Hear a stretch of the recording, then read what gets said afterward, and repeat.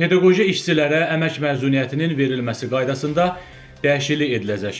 Təhsil zamanı trendə istinadən xəbər verir ki, bu məsələ Milli Məclisin Regional Məsələlər Komitəsinin 3 dekabr 2025-ci il tarixində keçirilən onlayn iclasında müzakirə olunan əmək məcəlləsində dəyişiklik edilməsi barədə qanun layihəsində öz əksini tapıb.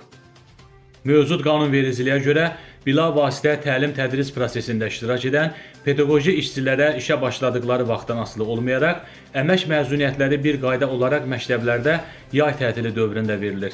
Layihəyə əsasən bilavasitə təlim-tədris prosesində iştirak edən pedaqoji işçilərə işə başladıqları vaxtdan asılı olmayaraq, əmək məzuniyyətləri məktəblərdə yay tətili dövründə və ya işə götürənin razılığı ilə tədris ili ərzində veriləcək.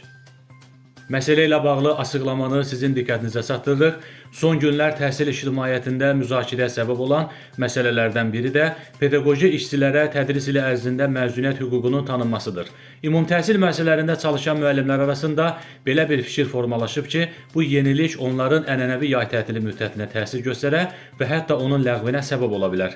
Tədris ili ərzində məzuniyyət hüququnun tətbiqi hansı müəllim kateqoriyalarını əhatə edə bilər? Bu sistem tətbiq olunarsa, yay tətili müddətinə təsiri necə tənzimlənəcək? Təhsil zamanı xəbər verir ki, məsələ ilə bağlı az-aza açıqlama verən Milli Məclisin Elm və Təhsil Komitəsinin üzvü deputat Ceyhun Məmmədov bildirib ki, əvvəlki qanunvericiliyə əsasən müəllimlər yalnız yay tətilində əmək məzuniyyətinə çıxa bilərdilər.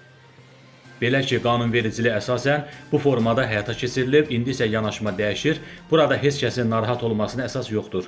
Yəni, söhbət yay tətili müddətinin azaldılmasından getmir. Sadəcə olaraq burada prosedurun mövcud qanunvericiliyə uyğun tənzimlənməsindən gedir. Bütün sahələrdə işçilər əvvəlki prosedura uyğun olaraq digər strukturlarda istənilən vaxt məzuniyyət götürə bilərdilər. Hazırki situasiyada isə müəllimlərə də bu imkanlar verilir. Təbii ki, bunun qayda və normaları müəyyənləşəcək. Nəzərə alsaq ki, məktəblərimizdə ilin müxtəlif vaxtlarında tətillər olur, prosesə uyğun olaraq bu addımlar atıla bilər. Yəni, burada müəllimin işlədiyi müddət, dərs bölgüsü və digər məsələlər nəzərə alınacaq. Bir daha xüsusi olaraq qeyd etmək istəyirəm ki, hər hansı narahatlığa ehtiyac yoxdur.